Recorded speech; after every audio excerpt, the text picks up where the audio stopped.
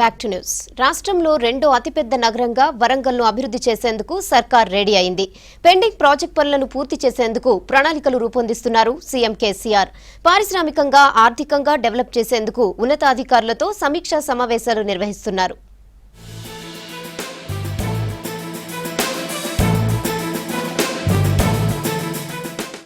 రాష్ట్రాన్ని వేగంగా అభివృద్ధి చేసేందుకు ప్రణాళికలు రెడీ చేస్తోంది ప్రభుత్వం. హైదరాబాద్ తర్వాత రెండో పెద్ద నగరంగా వరంగల్ను తీర్చిదిద్దేందుకు సీఎం కేసీఆర్ ప్రయత్నాలు చేపట్టారు. ఒకప్పుడు నిజాం కాలంలోని అజంజాహి మిల్లు వల్ల వేలాది మంది ఉపాధి పొందేవాళ్లు. సీమాంధ్రుల పాలనలో మిల్లు మాయమైంది. ఇక మిల్లు స్థలంలోనే టెక్స్టైల్ పార్కును ఏర్పాటు చేస్తామని హామీ ఇచ్చిన ప్రభుత్వాలు మర్చిపోయాయి.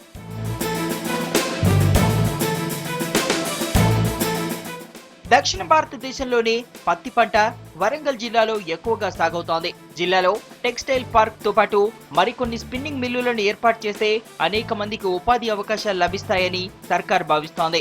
2000 ఎకరాల్లో తమిళనాడులోని తిరుపూర్ తరహాలో ఓ టెక్స్టైల్ పార్కును ఏర్పాటు చేయాలన్న ఆలోచనలో ఉంది సర్కార్. ఇప్పటికే ఉన్నతాధికారులు దీనికి సంబంధించిన ప్రణాళికలు సిద్ధం చేస్తున్నట్టు తెలుస్తోంది.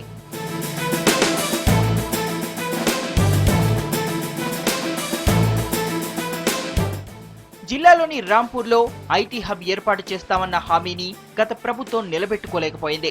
కొత్త సర్కారు ఏర్పడిన తర్వాత వరంగల్పై ఫోకస్ పెట్టారు సీఎం.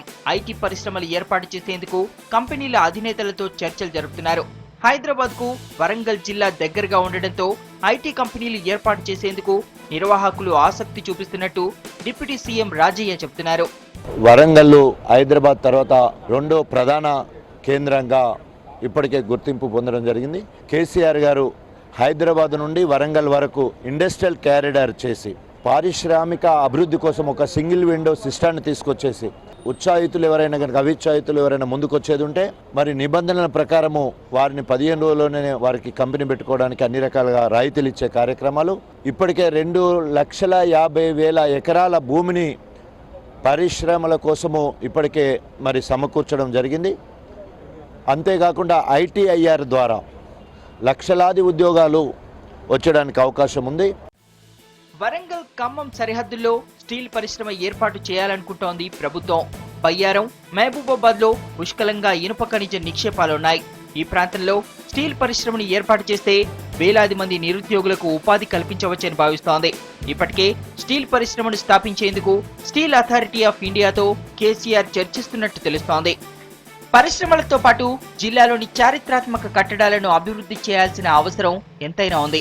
ఏళ్ల చరిత్ర ఉన్న పురాతన కట్టడాలను జాతీయ కట్టడాలుగా గుర్తించాలంటున్నారు ఉద్యోగ సంఘాల జేఏసీ నేతలు.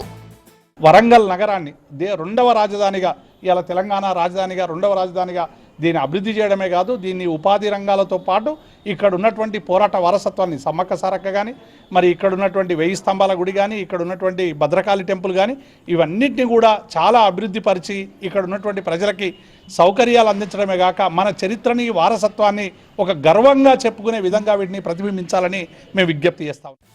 ఇప్పటికే కాజీపేట, హనుమకొండ, వరంగల్ ట్రై సిటీస్ ను కలుపుతూ ఔటర్ రింగ్ రోడ్ ఏర్పాటుకు గ్రీన్ సిగ్నల్ ఇచ్చింది రాష్ట్ర సర్కార్. దీంతో వరంగల్ కు మహర్దశ పట్టనుందంటున్నారు నిపుణులు.